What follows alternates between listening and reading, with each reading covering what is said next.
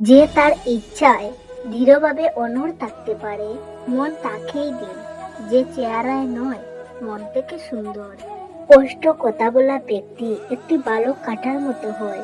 এর ফলে কিছুক্ষণের জন্য কষ্ট হতে পারে, কিন্তু সারা জীবনের জন্য ভালো হয়। আপনি যদি কাউকে একবার ক্ষমা করেন, তবে আপনি জ্ঞানী।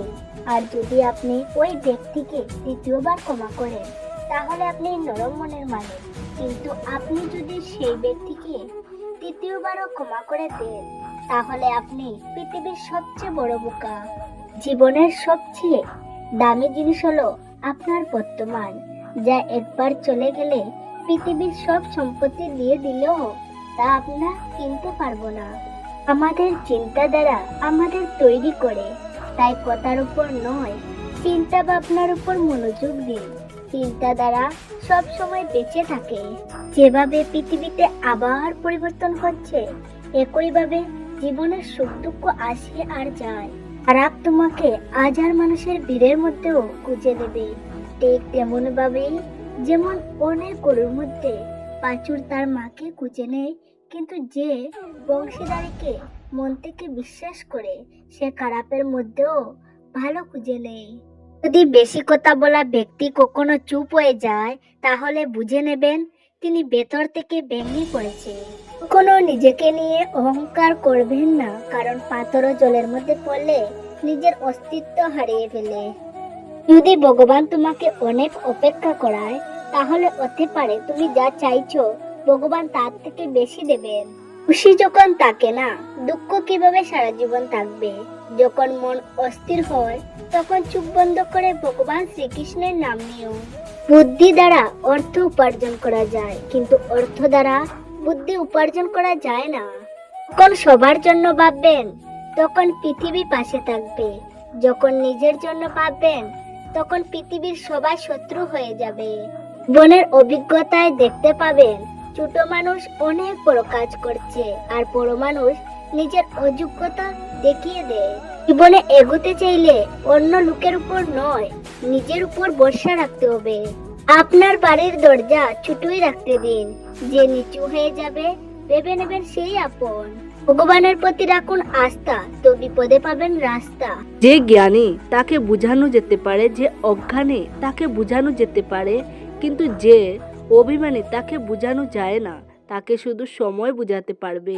কিভাবে বিশ্বাস করবেন অন্যের কথাতে? এখন তো নিজের লোকেরাও আপনার পরাজয় আনন্দ করে। যতটা সত্যবাদী হবেন, ততটাই একলা হয়ে যাবেন। যখন ওই জীবন আপনাকে কাঁদিয়ে দেবে, তখন বুঝে নেবেন যে জীবন আপনাকে কাঁদাচ্ছে না, আপনাকে শেখাচ্ছে। কারোর উপর বেশি রাগ করার থেকে তার উপর গুরুত্ব দেওয়া বন্ধ করে দিন। সবটা জেনেও যদি আপনি খারাপকে খারাপ বলতে না পারেন, তাহলে আপনি আপনার অধিকারের জন্য লড়াই করতে পারবেন না। সবসময় খুশি থাকুন, সময় তো চলতেই থাকে। কখনো কোনো আপনজন অচেনা হয়ে যায়, আবার কখনো কোনো অচেনা লোক আপন হয়ে উঠবে। কোনো সম্পর্ক একজনের উপর নয়, দুজনের সমান দায়িত্বের উপরেই চলে। জীবনে আস্তে চলতে চলতে যদি আপনি কখনো না থামেন, তাহলে বিশ্বাস করুন আপনি সব থেকে তাড়াতাড়ি যাচ্ছেন।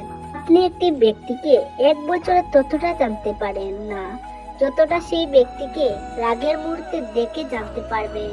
যখন লোক তাদের রাস্তা আলাদা করার মন স্থির করে, তখন তারা প্রথমে কথা বলা বন্ধ করে। ভুল সবার দ্বারাই হয়, কিন্তু ভুলকে স্বীকার করা একটি ভালো মনের মানুষের পরিচয়।